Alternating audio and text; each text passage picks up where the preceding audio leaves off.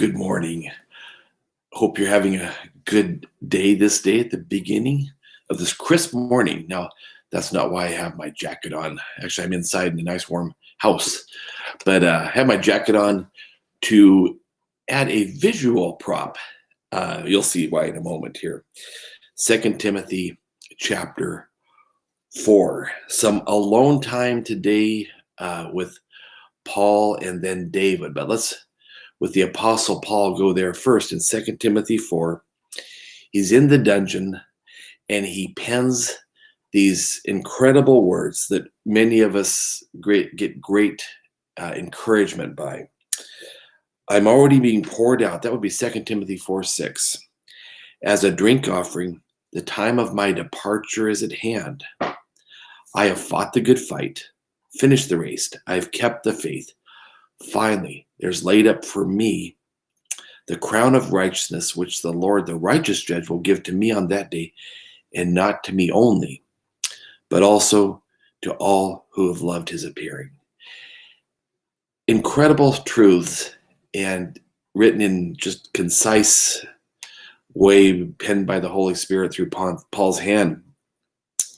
But then likewise comes the reality of the circumstance. Not that that wasn't reality, that is reality, but of the immediate environment around him. Because he takes a bit of a roll call with friends and acquaintances, and he tells Timothy to be diligent to come to me quickly, he continues. For Demas has forsaken me, having loved this present world, and has departed for Thessalonica. Crescens for Galatia, Titus for Dalmatian. Only Luke is with me. Get Mark and bring him with you, for he's useful to me for ministry. And Tychicus I've sent to Ephesus.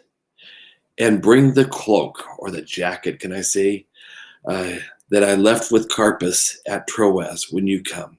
The books, especially the parchments, that would be most likely the Old Testament. Alexander the Coppersmith did me much harm. May the Lord repay him according to his works. You also must be aware of him, for he has greatly resisted our words. At my first defense, no one stood with me, but all forsook me. May it not be charged against them. Let me pause there. This lofty paragraph preceding the last one, that is the loftiness of verses 6 through 8, finishing the race and fighting the fight and looking toward the Lord's appearing, so forth, just causes our souls to soar. But then, with this roll call of various people, there's the reality of disappointment in some, of faithfulness of others who are just absent, the reality of the coldness of the dungeon floor and environment, being betrayed and people causing him problems, people not showing up when he would have appreciated them being able or coming to do so. And there's this digression and a bit of maybe discouragement even. But then comes verse 17. He takes us, Paul, or I should say the Holy Spirit, takes us to reality, which all these are real. All these are real. But the greatest reality is the Lord stood with me and strengthened me. You see that the people, some he could count on temporarily, some were unusually absent, some were actually resistant to him and so forth. But the Lord, who's the consistent one in here? The Lord stood with me. But now let's go to Psalm 62, a similar situation in a sense here. In Psalm 62, truly, the psalmist opens up, that would be David. Truly my soul waits for God. For him comes my salvation. He only is my rock. Psalm 62, verse 2 now. He only is my rock and my salvation. He is my defense. I shall not greatly be moved. Just like Paul in the dungeon in Rome there. Here is David. Here's David writing these lofty words. Not just lofty words, these lofty truths. My soul waits for God. From him only comes my salvation.